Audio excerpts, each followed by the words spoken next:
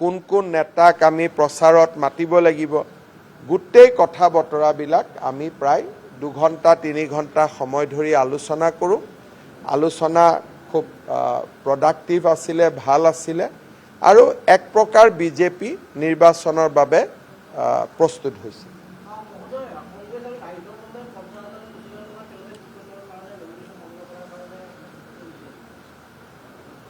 হেতু দুইটা দলৰ বিষয়বস্তু আৰু কংগ্ৰেছে 50,000 বিচাৰিছে ৰাইজৰ দলে 25,000 বিচাৰিছে ৰাইজৰ দলে নন ৰিফান্ডেবল কৈছে কংগ্ৰেছে মিত্ৰ দলক ৰিফান্ডেবল বুলি কৈছে এটো তেওঁলোকৰ দলীয় বিষয় তাত আমি কমেন্ট দিয়াটো উচিত নহয়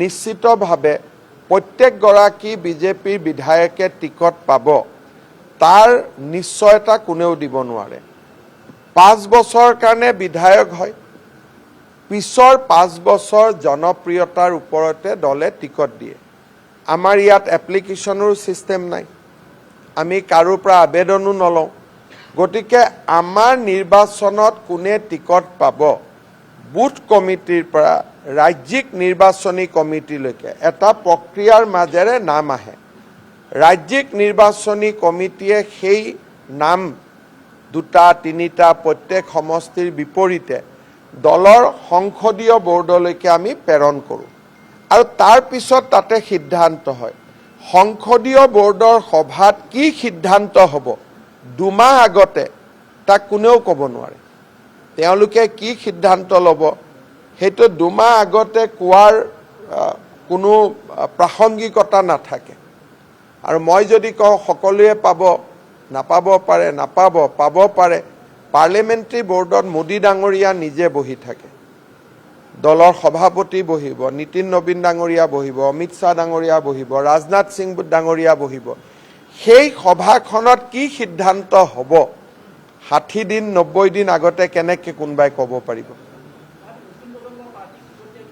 না মই হেতুকে কৈছো যে সংসদীয় দলে কি সিদ্ধান্ত ল'ব তাক মুখ্যমন্ত্ৰী বা দিলীপ শইকীয়াই আপোনালোকক ক'ব নোৱাৰে কিন্তু দলৰ এটা সাধাৰণ নীতি থাকে বিজেপিৰ অসম বুলি নহয় দেশতে যে আমি মহিলা আৰু যুৱকক অগ্ৰাধিকাৰ দিওঁ সেই কাৰণে আজি আমাৰ ৰাষ্ট্ৰীয় সভাপতি নীতিন নবীন ডাঙৰীয়াৰ মাত্ৰ 45 বছৰ তেওঁ ভাৰতীয় জনতা পাৰ্টিৰ আজি ৰাষ্ট্ৰীয় কাৰ্যকৰী সভাপতি হৈছে তাৰ মানে কি যে দলে নতুন মুখক সদায় প্ৰাধান্য দিয়ে কিন্তু অসমৰ ক্ষেত্ৰত কেইখন মুখক দিব কিমানক দিব তাক অকল সংসদীয় বৰ্ডেহে ক'ব পাৰিব সেই বিষয়ে কোৱাৰ কিবা যদি মই কওঁ হেতু মই মোৰ অধিকাৰত নথকা কথা এটা খালি আপোনালোকক সন্তুষ্ট কৰিবৰ কাৰণে ক'ব লাগিব যে খুধিছে যেতিয়া কিবা এটা কওঁ কিন্তু তাৰ কোনো মই কোৱা কথাটো যে সঁচা হ'ব তাৰ কোনো গ্যাৰেণ্টি নাই বিটিএডিত মিত্ৰতা সম্পৰ্কটো আজি আমাৰ বৈঠকত আলোচনা হৈছে আমি তাত কেনেকৈ মিত্ৰতাৰ প্ৰসংগটো সমাধান কৰিব পাৰোঁ তাৰ বিষয়েও আজি আমি দীঘলীয়াকৈ চৰ্চা কৰিছোঁ আৰু অনাগত দিনবিলাকতো আমি এই বিষয়ে চৰ্চা কৰিম আৰু বিটিএডিত থকা সকলোৰে লগতো আমাৰ আলোচনা চলি আছে আমি বিচাৰো যে সকলোকে লগত লৈ চলা ৰাস্তা কি আছে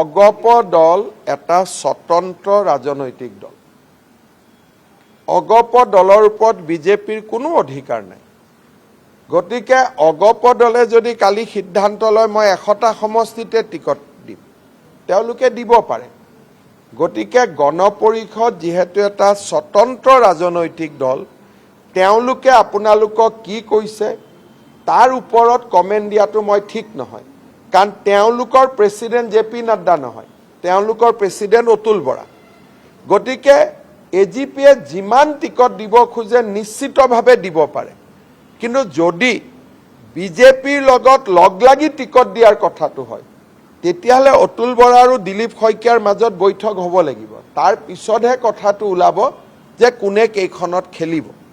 কিন্তু এজিপিয়ে যদি কয় যে নহয় বিজেপিৰ জেগাত থাকিব, আমি 100খনত খেলিম, আমিতো বাধা দিব নোৱাৰোঁ। সেই বৈঠকখন হৈ থাকিব। এতিয়াও আমাৰ মানুহে, আমাৰ প্ৰতিনিধিয়ে কেশৱ মহন্ত ডাঙৰীয়া অতুল বৰাৰ লগত কথা পাতি আছে।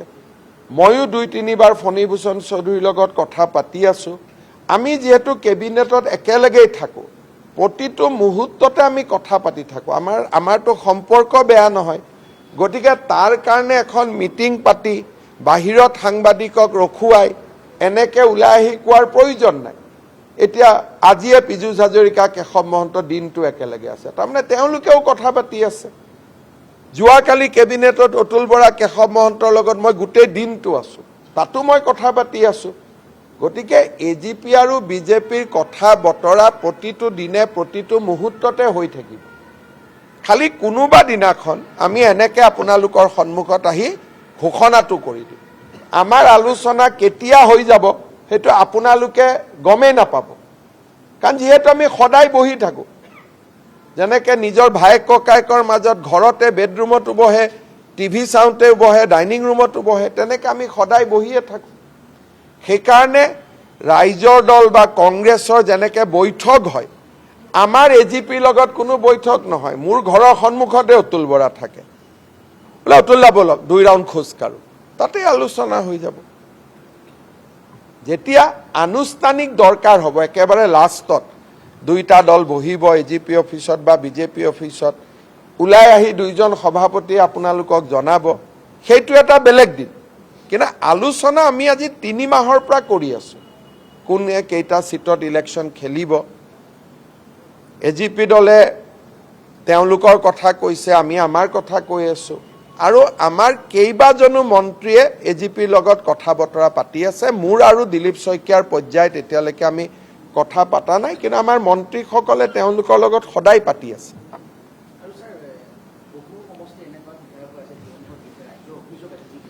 বিজেপি দলৰ কোনো বিধায়কৰ বিৰুদ্ধে ৰাইজৰ অভিযোগ নাই আজিৰ দিনত, কাৰণ মই নিজে উদ্যমিতা অভিযানৰ পুঁজি বিতৰণ কৰোঁতে মই প্ৰত্যেক সমষ্টিত গৈছোঁ। এটা ইনকামবেঞ্চি মই মানুহক ডাইৰেক্টলি সুধি আছোঁ যে কংগ্ৰেছৰ দিনত এইখিনি পাইছিলে, বোলে পোৱা নাই, বিজেপিৰ দিনত পাইছোঁ। গতিকে মই 61খন সভাত গৈছোঁ এতিয়ালৈকে, আৰু কোনো সভাতে এজন মানুহেও স্থানীয় বিধায়কৰ বিৰুদ্ধে আহি আমাক মেমৰেণ্ডাম দিয়া নাই। আৰু মইতো চবৰ লগত খোলাখুলিকৈ থাকোঁ, আনকি সাংবাদিকসকলেও প্ৰশ্ন কৰা নাই যে এইজন বিধায়ককতো ৰাইজে বেয়া পাইছে বুলি। সেইকাৰণে মই ভাবোঁ যে 5 বছৰত আপোনালোকে চিন্তা কৰক, 300ৰ পৰা 500 নামঘৰত প্ৰতিজন বিধায়কে অনুদান দিছে। প্ৰত্যেক 5 বছৰ প্ৰত্যেক ভাদ মাহত আমাৰ বিধায়কসকলে শৰাই দিছে, অগণন আঁচনি কৰিছে। প্ৰত্যেক সমষ্টিতে 35,000 পৰিয়ালে অৰুণোদয় পাইছে। প্ৰত্যেক সমষ্টিতে 35,000 পৰিয়ালে মহিলা উদ্যমিতা পাইছে। প্ৰত্যেক সমষ্টিতে 1000-2000 ল'ৰাই বিনা পইচাত চাকৰি পাইছে। সেইকাৰণে আমাৰ কোনো বিধায়কৰ বিৰুদ্ধে ক'তো এণ্টি ইনকামবেঞ্চি মই দেখা নাই। য'ত সমষ্টিয়ে নোহোৱা হৈ গ'ল ডিলিমিটেশ্যনৰ কাৰণে, সেইটো বেলেগ কথা। সেইকাৰণে আগে পিছে যিটো কথা ওলায় যে বিজেপিৰ বিৰুদ্ধে, এইবাৰতো আমাৰ কষ্ট হ'ব বিধায়কৰ টিকট কাটোতে, কাৰণ মই জানাত ছাৰ্ভেত প্ৰেজেণ্ট বিধায়ক সকলোৱে 1-2 ভিতৰত আহি যাব, কাৰণ ইমান কাম হৈছে, আৰু কামবিলাকতো আমি বিধায়কৰ জৰিয়তে কৰিব লাগে। সেইকাৰণে আমাৰ মইতো প্ৰথমবাৰ দেখিছোঁ, যিমান জেগাত গৈছোঁ কোনেও বিধায়কৰ বিৰুদ্ধে এখন কাগজো মোক দিয়া নাই।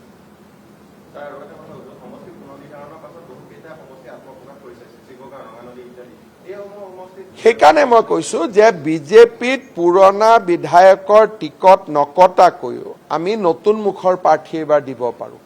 22টা সমষ্টি আমাৰ নতুনকৈ আছে, য'ত আমি পুৰণা টিকট নকটাকৈ 22জন নতুন প্ৰাৰ্থীক আমি টিকট দিব পাৰোঁ। আৰু 103টা সমষ্টিৰ ভিতৰত এই 22 জন বাকি কেইটালৈকে মই যোৱাই নাই মোৰ যি কথা 103টাৰ ভিতৰত কৈ আছো 103টাৰ ভিতৰত আমি 22 জন নতুন প্ৰাৰ্থীক এনেই টিকট দিব পাৰিম আৰু কিবা কাৰণত যদি 10 জন বিধায়ক পৰিৱৰ্তনো হয় তাৰ মানে 32টা সেই কাৰণে এইবাৰ আমাৰ নতুন মুখত প্ৰাধান্য দিয়াত কোনো অসুবিধা নাই আমাৰ হাতত সিট বেছি আছে যোৱাবাৰ সিট নাছিল